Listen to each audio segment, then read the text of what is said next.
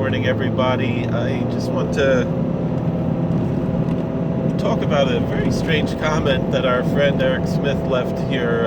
I don't remember which video it was. It was not in the form of a question, it was in the form of a statement about the so-called Palestinian people. That's just historically totally unfounded. He claims that they are the descendants of the original inhabitants of Canaan, the original Philistines, maybe the original Israelites, the original Canaanites. Just historically, that's totally unfounded. It's, excuse me, I mean, and I say this as an anti-Zionist who opposes the idea of a Jewish state in our time. And I believe that, really, I believe when Mashiach comes, it won't be like establishing a state like we have today. It will be, it'll be bringing world peace, so, it's not what, this is not what we're looking for, this state of Israel. And I oppose the idea of a state of Israel as a Jewish state. I don't have any problem with it as a non-sectarian state. And I hope it can develop into a non-sectarian state like America, where Jews, Christians, Muslims, etc. can have freedom of religion, as opposed to what we have now in Israel, where you have a government that's essentially secular, but to make themselves kind of look Jewish, they have this chief rabbinate that set themselves up to be some kind of a pontificate, like a Jewish popistry, which it isn't. And there's these are just government officials, and they're not really, they're just regular modern Orthodox rabbis, nothing special about them. The current David Lau, so his father was Yisrael Meir Lau, is Yisrael Meir Lau, the Voilayid, but not the Gadol Ador, not the Tzaddik Ador, a Voilayid, a fine, pious Jew, and his son just seems like, born with the silver spoon in his mouth, which is the same thing of a lot of our Admorim today, but at least the Admorim, there's something, I don't know, there's a little something more, even to a rather low-key Admor, I don't know, Chassidish Rebbe, usually the Sephardic chief, but again, we have two chief rabbis whose fathers were chief rabbis.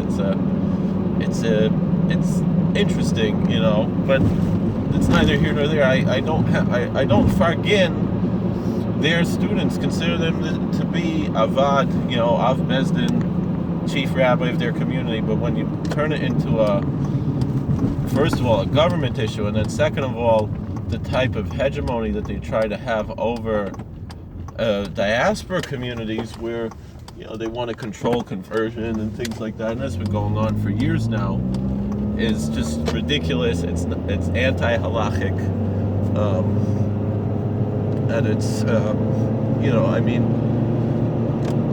I would hearken back to when they offered Rabbi Yoshe Ber Soloveitchik from YU to be the chief rabbi, and he was not interested because he said there's no such thing as a chief rabbi of a country.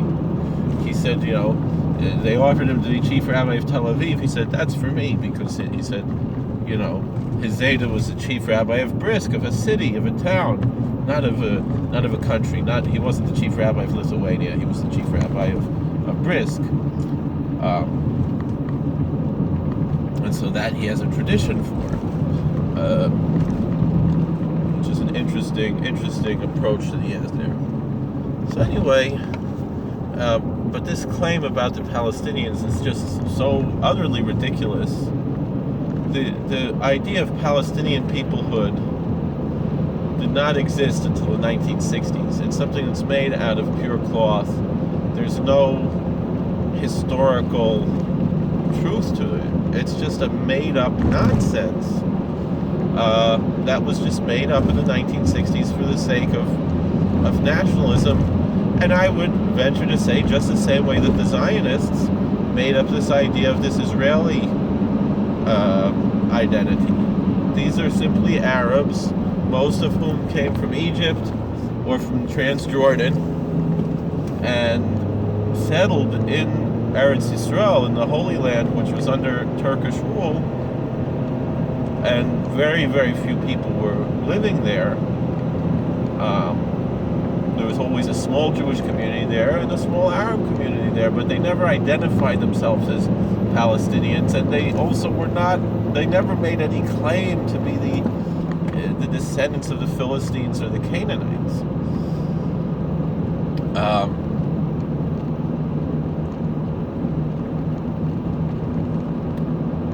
It's just total nonsense and historical revisionism that has no source. But like I said, most of the Arabs who came to what's currently Israel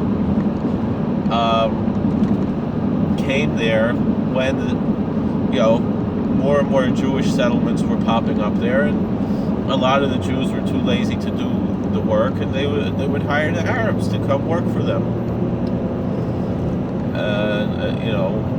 So they came in there. It was under Turkish rule. It was under Ottoman rule at the time, and that's what was going on. But because it was under Ottoman rule, it was seen as Dar al-Islam. So when after World War I, the British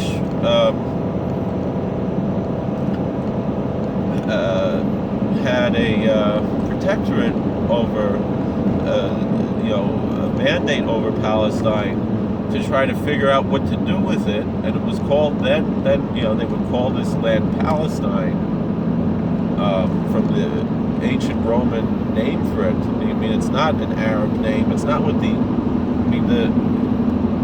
they can't even. There's no letter P in the Arabic language, so they call themselves Palestinians because there's no letter P.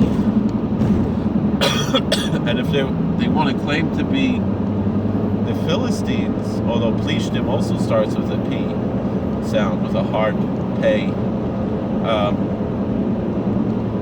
but it's ridiculous and it's unfounded. But the truth is, what a lot of people don't know, is that a large amount of the Jews a large amount of the Palestinian Muslims are actually of Jewish ancestry.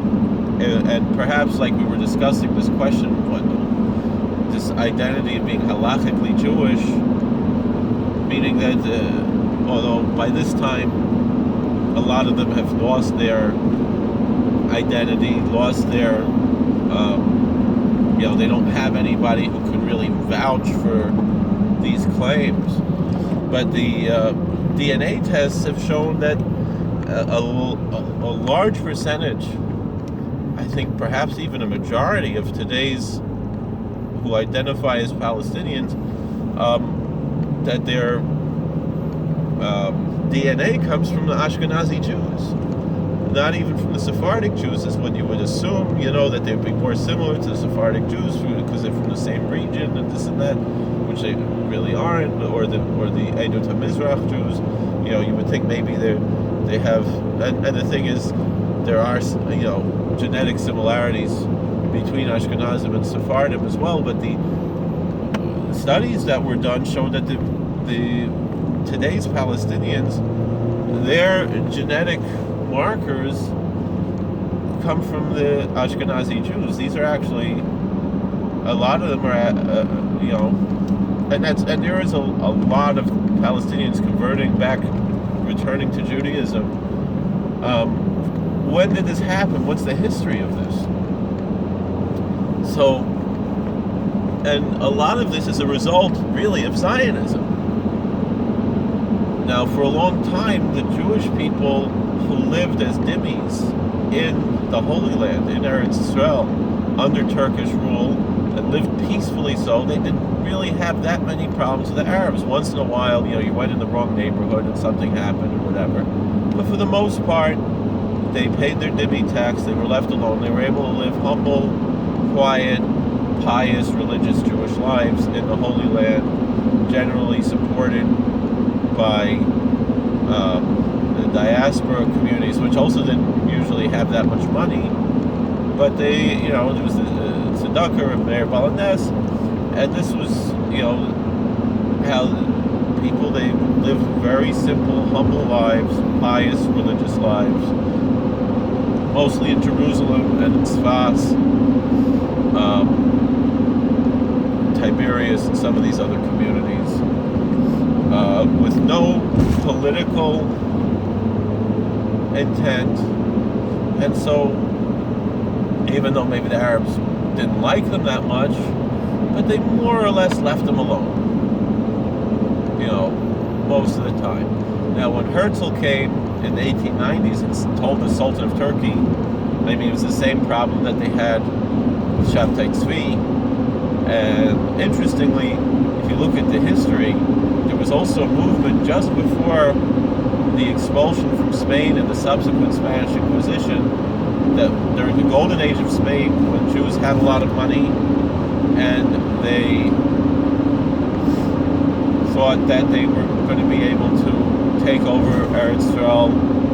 And again, because the Gemara tells us that if you break the oaths, it's going to cause anti-Semitism and put Jews in danger and so forth. And we see it wasn't just one time in history with the Zionists, meaning the Spanish Inquisition and the expulsion from Spain, the Spanish Inquisition, which really wasn't directed against Jews per se, it was directed against Christians who were not living as Christians. But among those Christians were people who were Jewish who either actually converted to Christianity or pretended to convert to Christianity, and this is linked to what we're going to talk about here. And so the Inquisition was like, when you were baptized as a Catholic, why aren't you living as a Catholic? And a lot of those people weren't living as Jews either. They were just this is where a lot of this early on secularism started, and then you had Shabtai Tzvi, Yimach Shemo, who he came to the Sultan of Turkey and said, I'm the new king of the Jews, and the Sultan of Turkey said, either you convert to Islam or we're going to kill you, and so he converted to Islam, and it caused a tremendous amount of suffering for the Jewish people, and so much of all the suffering that the Jewish people have had since then can be linked to this one horrible debacle in many, manifold ways. But then when you had the Zionists starting in the 1890s, it's interesting, everyone says that Herzl was the founder of Zionism. He wasn't. Nathan Birnbaum was actually the founder of Zionism, and Dr. Birnbaum actually became a very strong anti-Zionist. He was an atheist secularist, and he invented the ideology of Zionism, and then he became a Baal Tshuva and became a fiery Baal Tshuva, a very inspirational person. There were many in that time Baalei Tshuva who became anti-Zionists. The other famous example would be Professor Dahan, who of course was assassinated, was murdered by the Zionists. But what happened was, two things happened. Many Jews were coming into the Holy Land for non-political, religious reasons, and they were being welcomed, more or less, by the Muslim Caliphate there.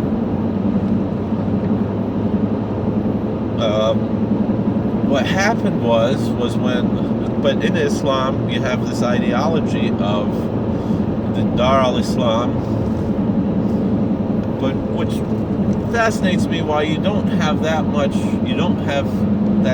same approach to Spain, because Spain was Dar al-Islam, and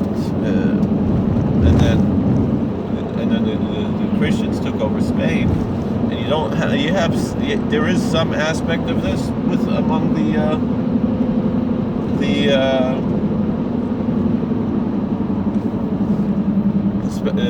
Muslim terrorist communities. I'm not saying all Muslims are terrorists, but among the terrorists who are trying to reclaim lands that were Dar al-Islam. So that's the major aspect of why they want to destroy the state of Israel. But like I said, God has many tools in his tool cabinet, so if it wasn't the Palestinians, God would send somebody else to punish the Israelis for their sins.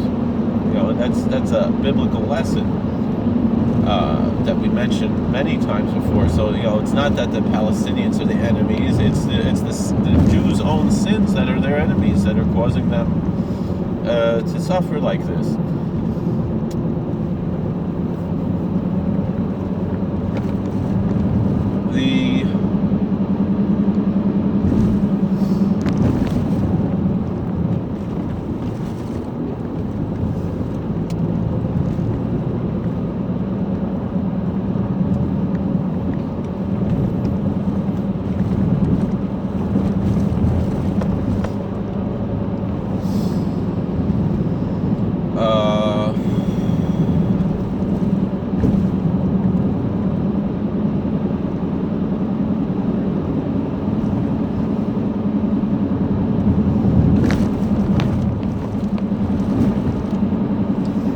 But anyway, so what happened? So then the Sultan of Turkey said, all right, no more Jewish immigration into the Holy Land, because the Zionists were not happy being dhimmis. They were trying to take over, and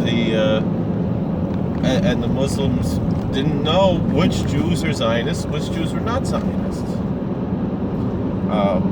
The original Chovevei Tzion, they were not Zionists. They were not trying, even with that, many of the Gedolei Yisrael were opposed to what Rav Kalisher was trying to do with this Chovevei Tzion movement. But he had no political designs. He simply wanted Jews to settle in the Holy Land and live pious religious lives in the Holy Land. And that was what the Chovevei Tzion movement was about.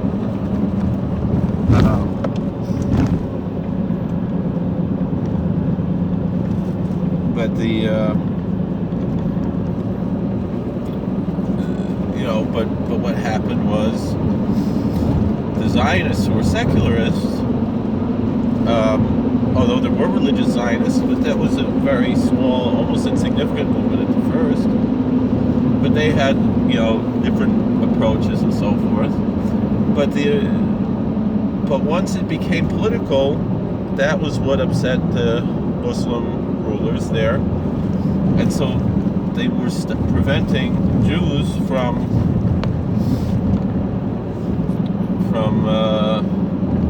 coming to Israel after that. That's the first big problem that Herzl caused. And this is pretty well known historically, but the next part is not as well known. But there is historical record, and I know people who were descended from these communities. Was that first in the 1890s and then in the 1920s, similarly to how you had Jews became anusim, they sometimes use the term Marranos, which is considered insulting,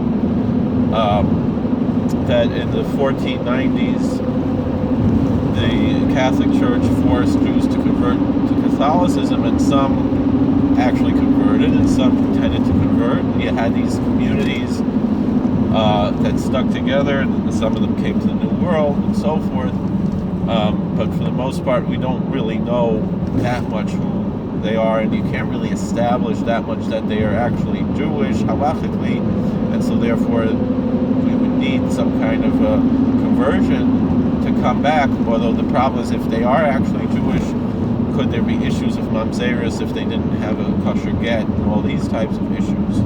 But for the most part, we don't have those issues. And it's the same question with the Ethiopian Jews. And there's different opinions as to whether or not, how do we approach that. But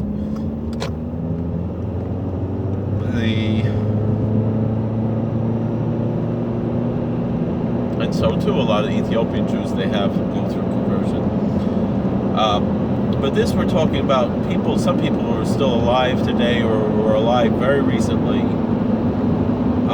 especially the ones that it took place in the 1920s, in 1929. Everybody knows about the pogrom, the massacre in Hebron, which again, the Rosh Yeshiva, the Rabbanim in Hebron told the Zionists, get out of here, you're going to make problems for us. We live in peace with these Arabs. And they wound up instigating, the Zionists instigated a pogrom, riled up the Arabs, and the Arabs didn't know, and the Zionists claimed to represent all Jews, and so the Arabs didn't know which ones are Zionists and which ones are not, and a lot of innocent people wound up getting killed. But and everybody knows about that, but what a lot of people don't know about is both in the 1890s, in the time of Herzl, when Herzl first approached the Turks about this, the Ottomans, and subsequently, especially, and it was Rav Kook who was especially instigating these riots by turning the Kaisel into some kind of a political issue and actually insulting our holy Kriya Shema by saying Shema Yisrael HaKaisel Shalanu HaKaisel Echad Afro L'Fumei, like this. That's an insult to our religion. But anyway, and turn that into some kind of political statement. But anyway, what people don't know is that there were also Anusim at that time. There were a lot of Jews who were forced to convert to Islam by the Muslims who lived in the Holy Land. At that time, that was also part of these riots, especially in Hebron. They said, if you want to stay living here in Hebron, you have to convert to Islam. And so a lot of people chose to convert to Islam in order to stay in Hebron in 1929. Same thing happened in Yerushalayim, certain parts of Yerushalayim in the 1890s, and these communities are called the Al-Quds people. The Al-Quds tribe that lives in Jordan today, meaning after 67, these people were not allowed to re-enter Israeli society, Jewish society. It wasn't Israeli society that they left, but they were not allowed to re-enter Jewish society, and they actually wound up Jewish people, many of them who were still identifying as Jews,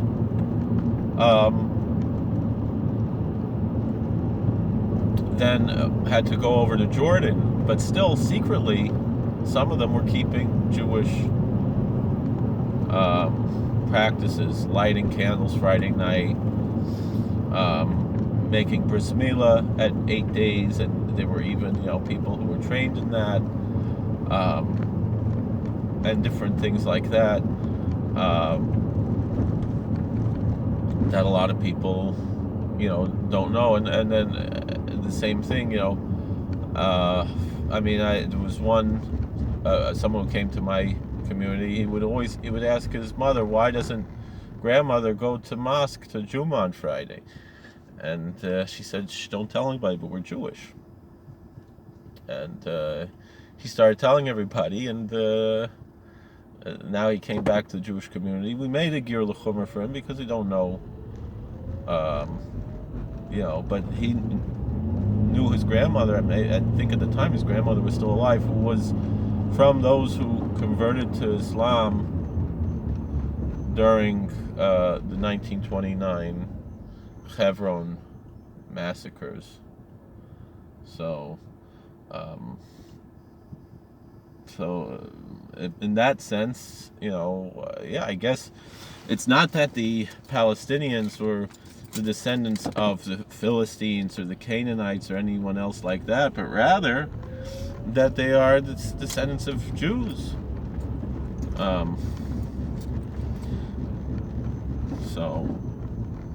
And maybe, and a lot of them, more and more, are trying to convert back into Judaism.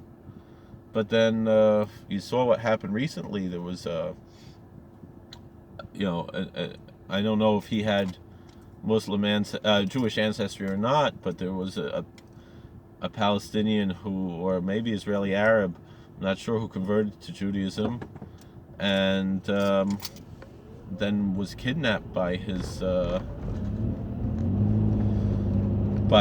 brother and tortured. We don't know, perhaps he was killed. And the horrible thing about this is, because the conversion he did was an ultra-Orthodox conversion and not a Rabbanut conversion, the Israeli government is not going to help this guy and save this pious Jew. And so that shows that, Israelism supersedes Judaism in their minds. It's nothing Jewish. In fact, it's anti-Jewish, something like that. They would go for one of their soldiers, they would risk their lives to bring his dead body back to have a burial. But for this guy, who's a frum guy, but because the conversion is not recognized by the chief rabbis, quote unquote chief rabbis, they're not helping him. It's ridiculous nonsense.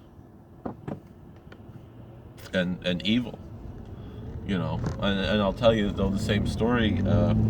We had, I did some conversions in Ecuador. There was some communities, many of them were B'nai Anusim, and they were coming back to Yiddishkeit, about 10 families in Guayaquil, Ecuador, and some Israeli or Chabad or somebody told them, the conversion Rabbi Kolakowski did this, not good enough. You have to go to the Rabbanut and do another conversion. So then this one girl, she went to Israel, and she was killed in a terror attack, and she would still be alive today if not for Zionism, as would 20,000 other Jews who have died in wars and terrorism since 1948. And so the real victims of Zionism are not the Arabs, not the Palestinians, the Jews. All right. Thank you for watching. God bless. Please like, share, and subscribe, comment, and we'll see you later.